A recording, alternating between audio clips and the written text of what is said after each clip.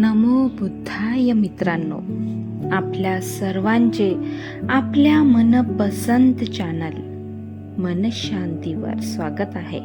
आपण भारतरत्न बोधिसत्व डॉक्टर बाबासाहेब आंबेडकर लिखित भगवान बुद्ध आणि त्यांचा धम्म ह्या पवित्र ग्रंथाचे वाचन करीत आहोत. चला तर सुरू करूया आजच्या वाचनाला.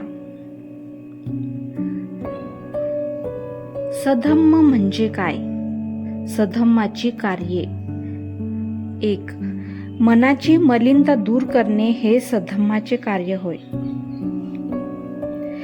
एकदा तथागत हे श्रावस्तीत निवास करीत असताना कोसल राजा प्रसेनजित त्यांच्या निवासस्थानी आला आणि आपल्या रथातून उतरून भक्तिभावाने तो तथागतांच्या सन्निध गेला.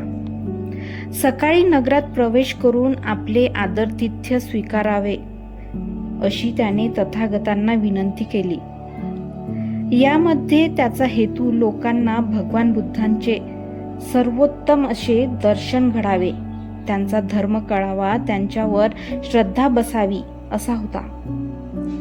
भगवान बुद्धांनी त्याचे आमंत्रण स्वीकारले आणि दुसऱ्या दिवशी सकाळी आपल्या सर्व भिक्खू संघासह नगरात प्रवेश केला आणि चौरस्ते ओलांडून पूर्वनियोजित स्थानी येऊन विराजमान झाले. भोजन संपल्यानंतर राजाच्या विनंतीनुसार चौरस्त्यावर एका मोठ्या श्रोतू समूहासमोर त्यांनी धर्मोपदेशाला प्रारंभ केला. यावेळी त्या श्रोतृवृंदात 2 व्यापारी त्यांचे प्रवचन ऐकत होते. त्यापैकी एक मनात विचार करू लागला, असल्या धर्म सिद्धांताचा उपदेश सार्वजनिक रीतीने घडवून आणावा. यात राजाचे किती थोर शहाणपण दिसते, किती सर्वव्यापी व शोधक बुद्धीचे सिद्धांत आहेत हे. पण दुसऱ्याच्या मनात विचार आला, असल्या माणसाला धर्मोपदेश करायला येथे आणणे यात राजाचा किती मूर्खपणा आहे. गाय जे वाहन ओढीत असते त्या वाहनाला बांधलेले वासरू गायीच्या मागे मागे जाते आणि जात असताना हमरत असते. त्याप्रमाणे भगवान बुद्ध ह्या राजामागून जात आहेत.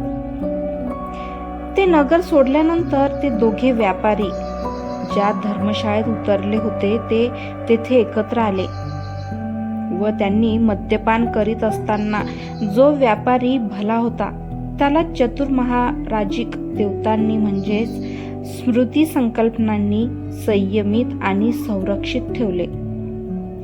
उलट दुसरा मात्र पिशाच्याने पिसाळल्याप्रमाणे एक सारखा पीत राहिला. शेवटी गुंगी आल्याने तो गुत्त्याच्या जवळच्या रस्त्यावरच झोपी गेला. दुसऱ्या दिवशी पहाटेस तो रस्त्यावर पडलेला व्यापारी गाडीवानाला अंधारात न दिसल्यामुळे चिरडला गेला आणि तेथेच मरण पावला. पहिला व्यापारी एका दूर देशात आला असताना त्या देशाच्या एका पवित्र अश्वाने त्याच्या पुढे गुडघा वाकविल्यामुळे तो त्या देशाचा राजा म्हणून निवडला गेला आणि त्याला सिंहासनावर बसविण्यात आले. त्यानंतर या आपल्या जीवनाला मिळालेल्या त्या विलक्षण कलाटणी विषयीचे मनात विचार आणून तो भगवान बुद्धांकडे गेला आणि त्यांनी त्याच्या देशात येऊन त्याच्या प्रजेला उपदेश करावा यासाठी त्यांना आमंत्रण दिले.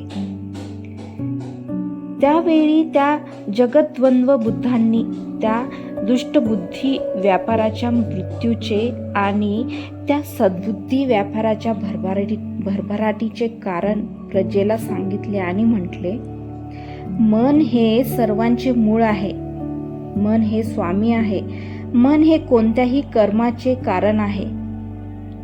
मनात दृष्ट विचार असतील तर माणसाचे विचार, माणसाचे शब्द आणि त्याची कार्ये दुष्ट बनतात.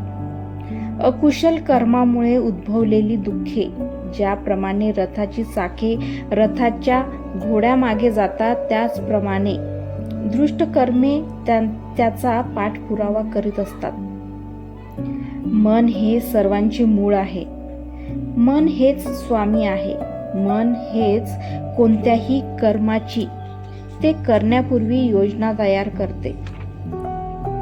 जर माणसाचे मन शुद्ध असेल तर तो माणूस शुद्ध बाबी बोलतो आणि चांगली कार्य करतो, आणि अशा सदाचरणापासून उद्भवणारे सुख माणसाच्या सावलीप्रमाणे सदोदित त्या माणसाच्या मागे मागे जात असते.